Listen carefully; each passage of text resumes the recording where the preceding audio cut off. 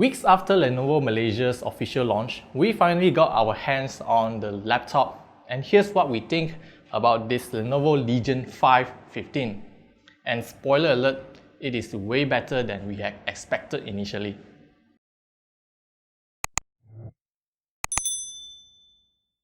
The review sample we received from Lenovo is the entry model that comes with the following specifications. So this one got the AMD Ryzen 5 4600H and as well as the NVIDIA GeForce RTX 1650, the standard one, not the Ti and not the Max-Q version. We got 8 gigs of single stick RAM in it and as well as 512 gigabytes of SSD storage. Let us start with the chassis. Lenovo started using this new body since like last year if I'm not mistaken. This has to be Lenovo's best decision so far. First of all, even though the chassis is mainly constructed out of plastic, the integrity and build quality is exceptional. I strongly believe that Lenovo has applied their expertise in building ThinkPads into the Legion line of gaming laptops as well. This is the kind of design I would describe as clean and professional.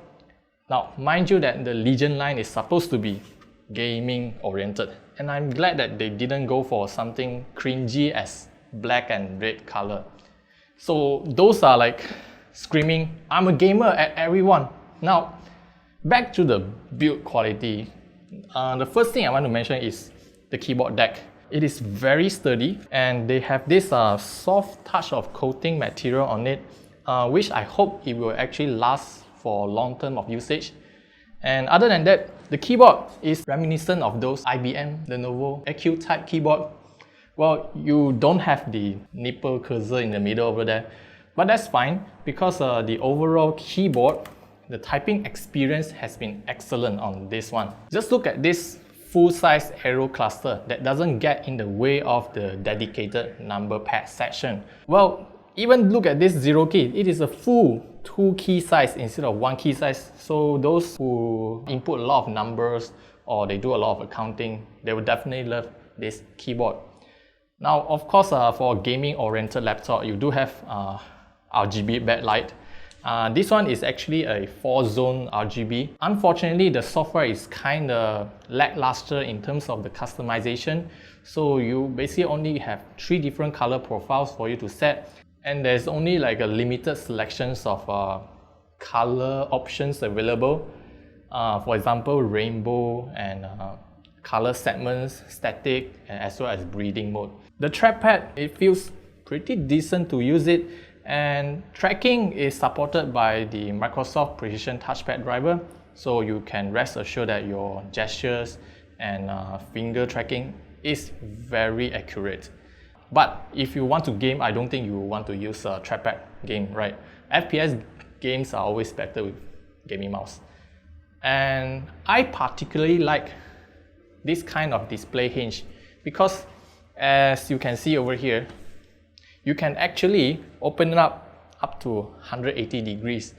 You see, if they were to construct this kind of laptop with a traditional hinge, they will have to like either sacrifice the cooling at the back here, or they have to like sacrifice the hinge, whether they cannot open it up to 180 degrees. One thing is worth mentioning is that because of this construction, they can actually put heat sinks over at this part, and there's also room for extra ports at the back over here. Now the port selection on this laptop is generous, and I really like how they place most of the connectors at the back here. Now you can see from here, they have Gigabit Ethernet port, a single USB Type-C, which also supports a display output, 2 USB Type-A ports, 1 full-size HDMI port. You have this Lenovo's proprietary charging port. Now on the left-hand side is a single USB Type-A port and 1 3.5mm audio jack. That's a combo audio jack, by the way.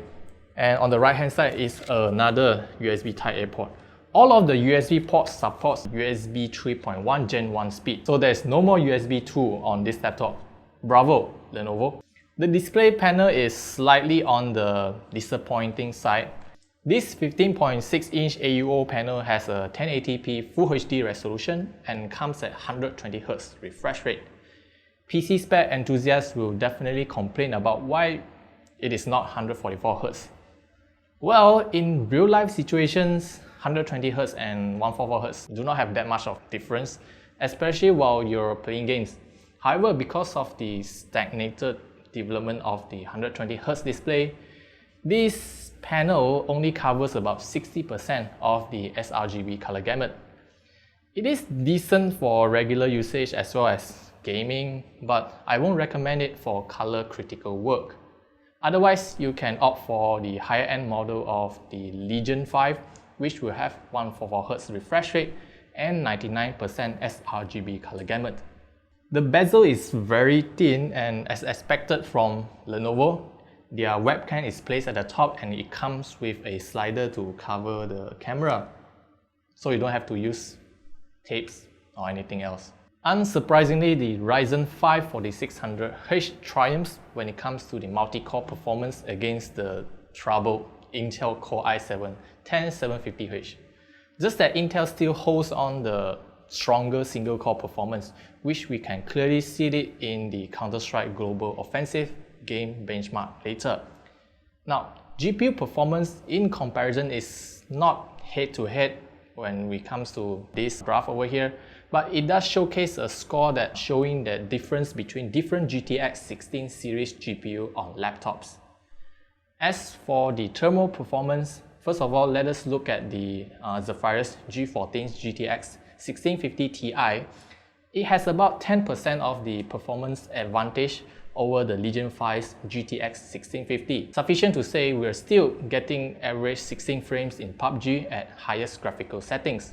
So GTX 1650 is not entirely that bad after all. Only when you're trying to play AAA titles, you will need to reduce the settings to medium for smooth gameplay experience. Once we shift our focus to the temperatures, I just couldn't believe how cool the Legion 5 is running.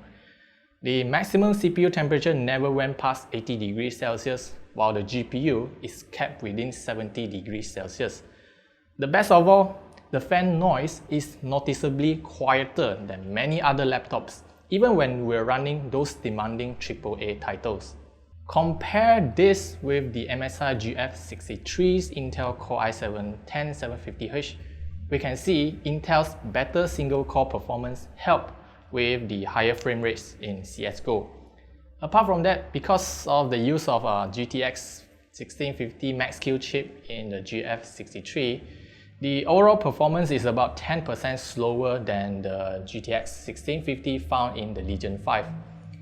The higher temperature on the GF63 is reasonable, as that laptop only comes with a single cooling fan.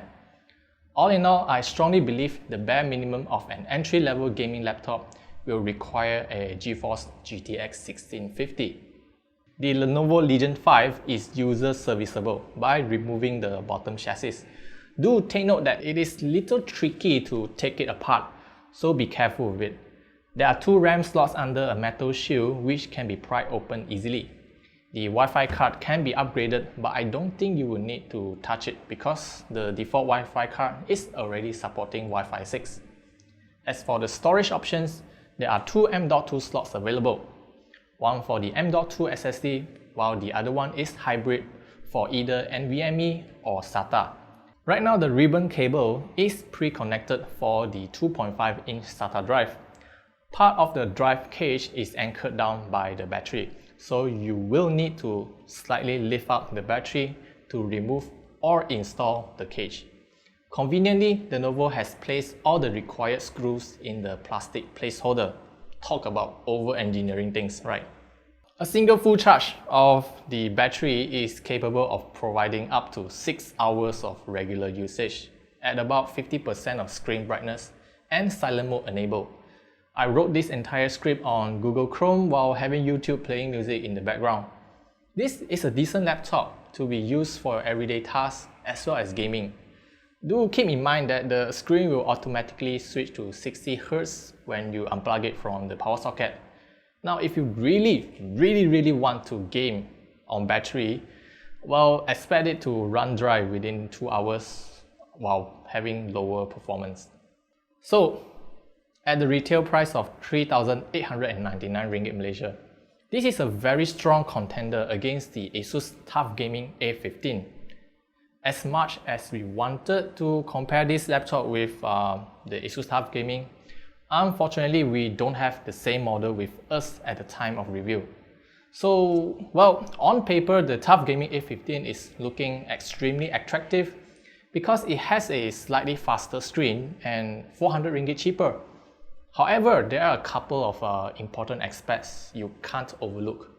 The Legion 5 chassis is miles ahead of its competitors at the same price range.